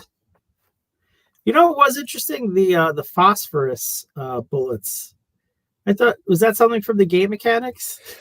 Is that how you feel with phosphorus? Right. So there's a game called Hunters, right? That's part of the universe. There's about 4 games, part of the Vampire universe. There's Vampire the Masquerade, Werewolf the Apocalypse, Meiji Ascension, and Hunter the something. Nobody ever plays the Hunter game because playing a human in this world is you're dead. That's it. End of story. Yeah. So nobody really, unless you've played that game, there might be some it's more sort of fun weapon. to be a vampire than play. Yeah, but yeah, vampires are that overpowered. That's the point. yeah, Is that humans don't have a chance, even at basic level, even as an entry level character, brand new role character in Vampire the Masquerade, a human has no chance against you. right. And here we see fair fights and fisticuffs and all sorts, and it's like, no, Yeah, it just doesn't happen. But yeah, we get finally, and that's something taken out of fifth edition, which is annoying me. The Assamites. Assamites are the scariest. They're the original assassins. You know what I mean? From Sinbad and the 40 Thieves and stuff, you know, the original assassins, you know, that the original, yeah, the origin. Could they have found a more bland character to play the Assamite? Yeah. So generic. And this is where we needed some DEI. Back in the day, this is probably why DEI was existed, because they're meant to be Middle Eastern. They're meant to be Sinbad and the 40 Thieves. They're meant to be that sort of swarthy skin, you know, from that region. That's what sets them apart. Yeah. Because in that tradition, it's very rare that someone would actually go to. It's like going to a ninja clan. You don't just walk into a ninja clan and get accepted. You get killed before you even got there. Unless you're Chris Farley and Beverly Hills Ninja. Yeah. I was thinking the other terrible American Ninja, which is fucking worse. At least he was making a joke about it. But yeah. You know, but you know what I mean? There was an opportunity to have a Middle Eastern character, have somebody with a bit of mystery about them. Yeah. Yeah. Nope. Yeah. It's who's on the lot while we're filming. Let's just grab them and put them in. Yeah, the show. you'll do. Come here. Do you want? If you got 5 minutes to spare, have you ever acted before? Okay, here's what you do. No, if you have acted before, we don't want you. Yeah, get away. You show us all up. She was terrible. Yeah. I mean, there's no sense of danger or dread. In fact, Deadless was doing a better job. And his part-time between painting and painting. Yeah. Yeah. And of course, Julian is once again at the end of his patience. But next episode, it'll start all over again. There's a legit fucking assassination attempt. There's like getting the actual vampire who will not stop. You know, basically the Terminators of the vampire world. Yeah. But yeah, now Julian's at the end of his patience. Fuck off. Fuck off, supposed to be the scary, intimidating leader of the vampires. And this is like the boss that you're late to work, you know, every day for a year. And it warns you, like, don't do it again tomorrow. All right. Yeah. What was it? Do you know who was more frightening? Russell Crowe's character in The Last Train to Yuma. Was it him and Christian Bale? Oh yeah. Yeah. He was more intimidating. Yeah. If you think about that scene in the bar where Christian Bale's like, yeah, I'll have another dollar for you making me nervous. You know, that whole thing of you run a gang and you have to be tough to run the gang. That was more intimidating than Julian. Yes.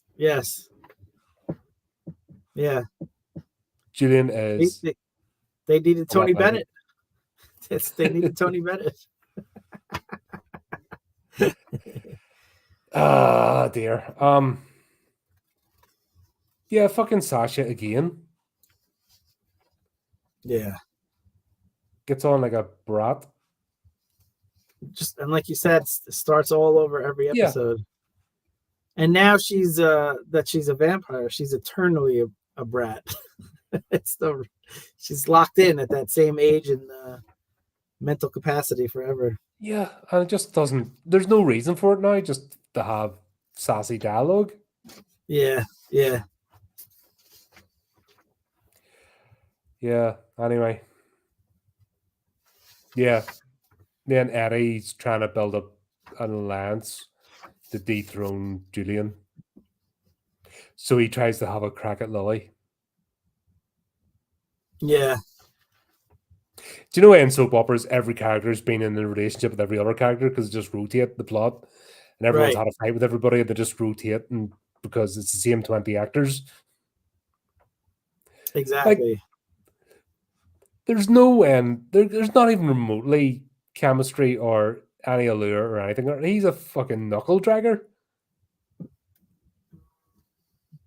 It's The true. the gangrel who are supposed to be the animalistic ones act with more class than he does. He's just freaking wall.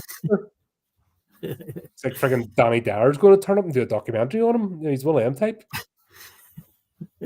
If you're not familiar, he's a dickhead, and over here does a series called Britain's Hardest, and they're all fucking.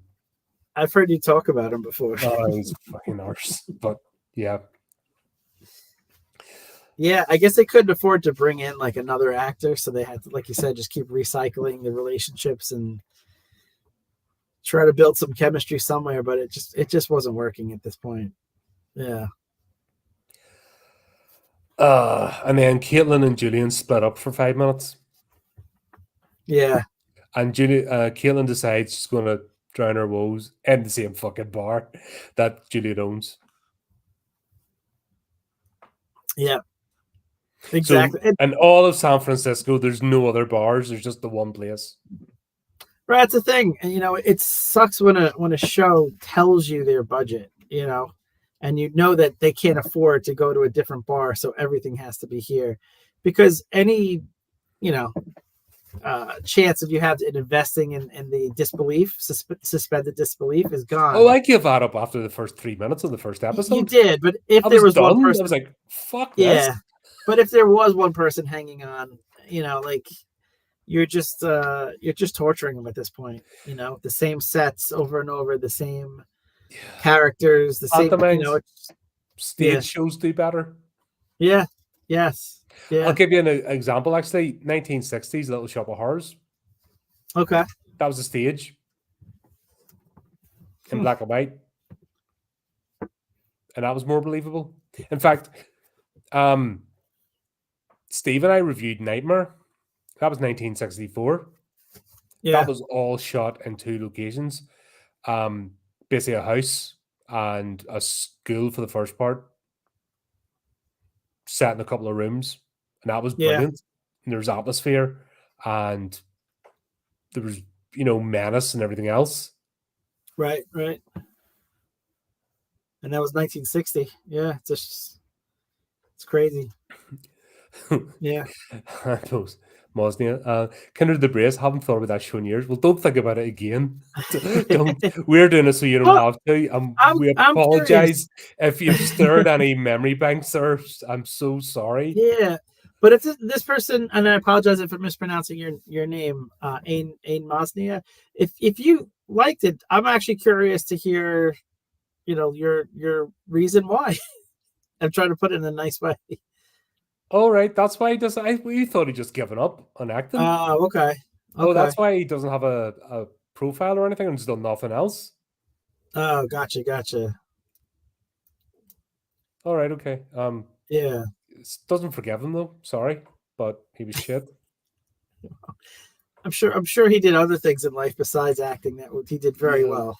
Driving his car really fast. and Not being all not in. no, not driving, but Yeah. other things Was besides it, what acting and was his besides acting better than his? Oh god, I go to the dark places here. But besides acting and besides driving, I'm sure he did things very well. He seems like a nice guy. Just was not a very good actor in this. Yeah, But I'd be curious as to for that person, Ian Mastia. Yeah, why? Oh, I was pretty young. Okay. yeah, we were Vic, that's what excited I'm too saying. because we were playing Vampire on the 12th of January. We were having the first set. We had our session 0, and we were playing it in January. Yeah. And that was the whole reason for looking up a show. It was from a news article. It was like, oh, there's a show actually based on the game. Let's have a crack. Yeah. Yeah, this is not. But it doesn't seem to be drawing upon the game at all. Like you mentioned the road, so there was an Easter egg there, but it doesn't seem to be a lot of correlation between the game. No, this is just a soap opera. Yeah. It's just a shitty Hallmark soap opera. Yeah. It's this would put you off playing the game. If you'd never played Vampire the Masquerade and you watched this shit, you'd never want to pick up the game. Yeah, yeah. Even being disappointed with the Dragonlance movie. Animated movie, yeah. You would still be interested in playing Dragonlance. Maybe. I hope so. Was. There's enough, there's stuff there that make you think, oh, there's a world here. Right. Dungeons and Dragons: Honor Among Thieves. Would that not make you interested in playing Dungeons and Dragons? Absolutely. I think that was very underrated. Yeah. Yeah, well, that's because the director decided to go off and be a dick. And piss off the audience. And there was all kinds of things going on with the OGL and that didn't help either. Yeah, there's just let's shoot ourselves in the foot 100 times. Yeah. The studio sold the rights to the movie. Like there was a lot leading into it, but if you just watch the movie's actually good. It's actually good. Yeah. And if you watch it, you're like going, oh right, there's all this stuff, and they brought back jelly from the 80s, so it's cool. Yeah. Jelly beholders and everything, all sorts in it. That was great. The mimic, the treasure chest that comes to life, the mimic. Yeah, it was fun. It was fun. That would make you go, oh right, I want to check the game out. Right. This doesn't. No. This would make you want to burn every vampire book you ever came across to go, let this never see the light of day. Yeah. But we are going to be playing the game on the Evil Live channel. So if you're interested in Vampire the Masquerade, hopefully we could. Oh, yeah, I'll be sticking links up as well. So yeah, hopefully we could represent that much better than this. Yeah, God, this is. And then Colin and Julian get back together again, and that's the end of that episode. Yeah. Why would anyone care? Yeah.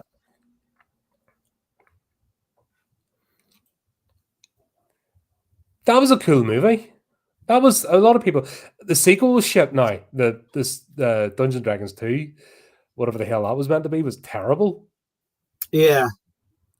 But yeah, the first one. World of difference, though. Yeah. But they at least tried to, entertain you. This isn't. Right.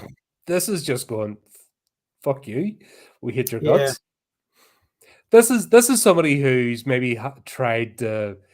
He's maybe had a vampire player girlfriend or something, or tried to join a group and they didn't let him play, and he decided to get revenge on them. Like, this thing is full of spite. Yeah. There's just stuck a name on him, and nah. Yeah. Ah, dear. Yeah. Right. Bad Moon Rising. We're nearly there yet. Because this is. Yeah, we are 2 episodes, right? Fucking nearly there. Jesus Christ. Fucking I'm just. I mean, there's not much to this one. It basically, like you put, vampires roam freely around during the day. Masquerade doesn't seem to be a thing. Just no one is really invested in trying to keep things under wraps. Yeah. Yeah, there's another person that transgressed in the city came back. Who he's at the end of his patience with. Yeah. So they're so terrified to come back for another go. Yeah, and the police station really could do with the front desk because everyone just walks into the main part, just danders in. Yeah. Yeah. I'm surprised they were able to film in the.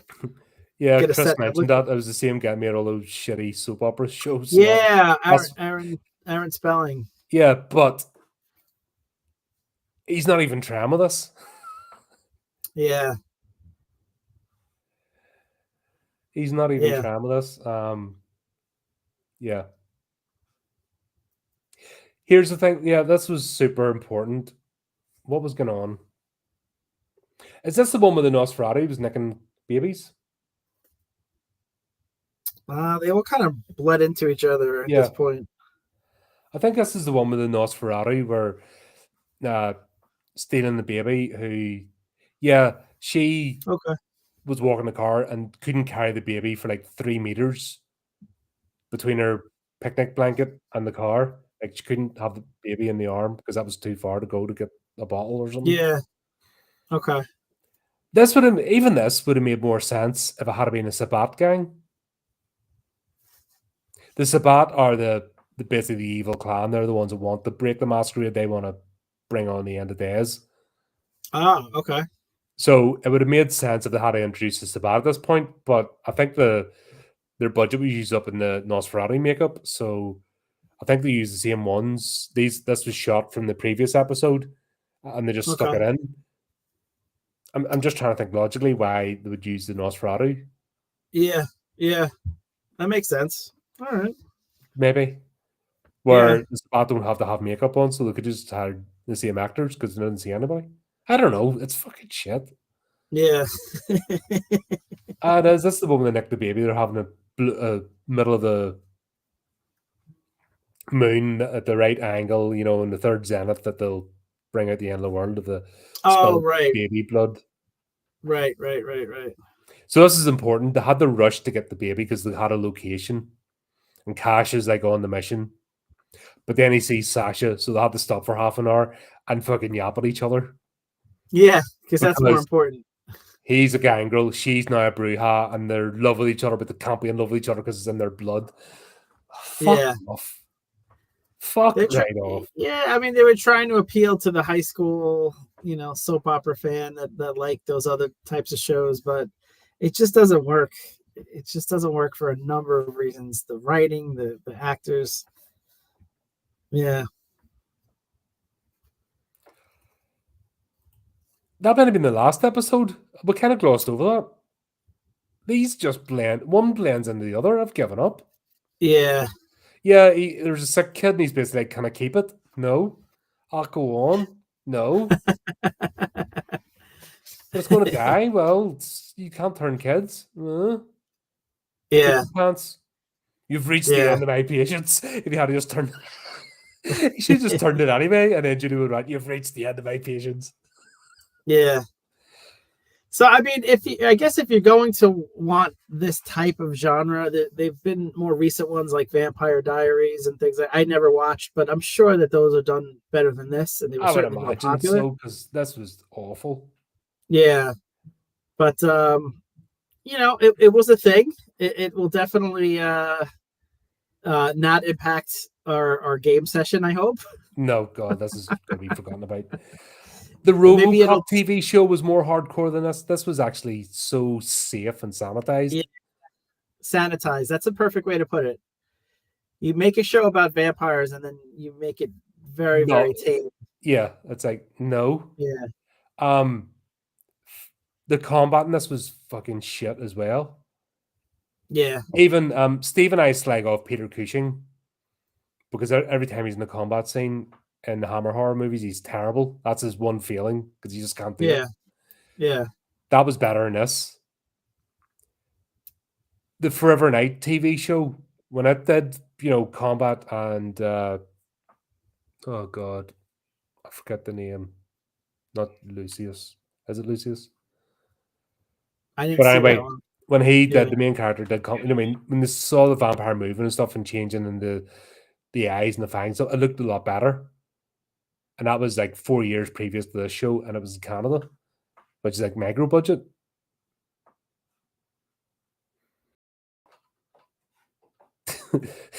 Basically, yeah, just thinking of every vampire show that they made, and they're better than this. At least they look like vampire shows. This is just fucking terrible. And then this last episode,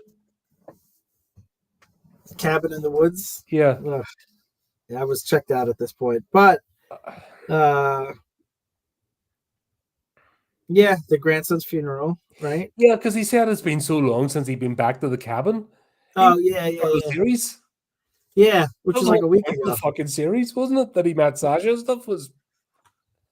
Yeah, We even Just walked told past his own grave, and he said, "Oh, it's been so many years since I've been here." It's like, fuck off. yeah, Oh yes, he's going away for the weekend, and the city's going to fall apart. If they know you're out of the city, it'll all fall apart. It's like, fuck right off.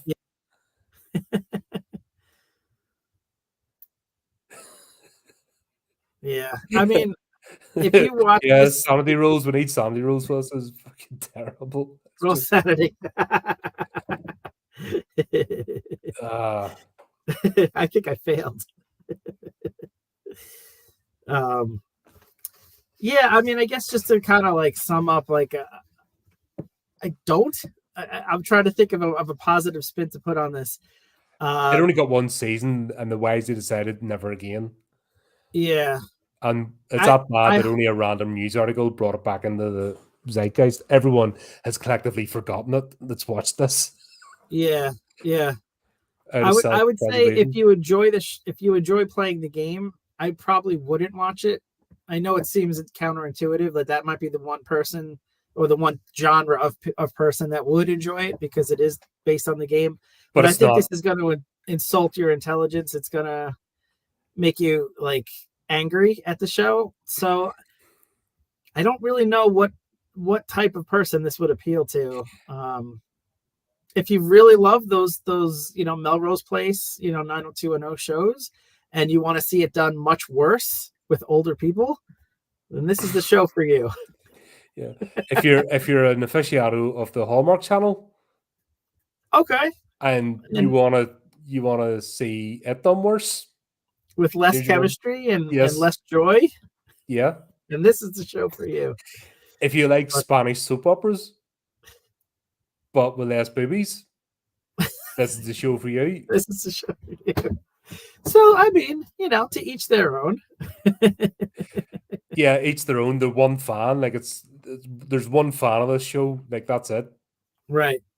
You said it. The guy Because even the indicated- writer and even the Yeah. actors and the production team didn't like this show. It really was obvious that everybody yeah. hated being in this thing. They hated taking part in it. They hated putting it together. No production value, no attempt to adhere to any of their own rules. Just really, yeah. Well, what do we got coming up next? I need something good to look forward to. God, we're actually a wee bit of a break for the next week. Okay. Is it We Resident? are back to Resident Evil. Nice. I'm enjoying those. Yeah, we're Afterlife, the third one. Okay. I've been So, enjoying those so far. Awesome. They're a lot of fun.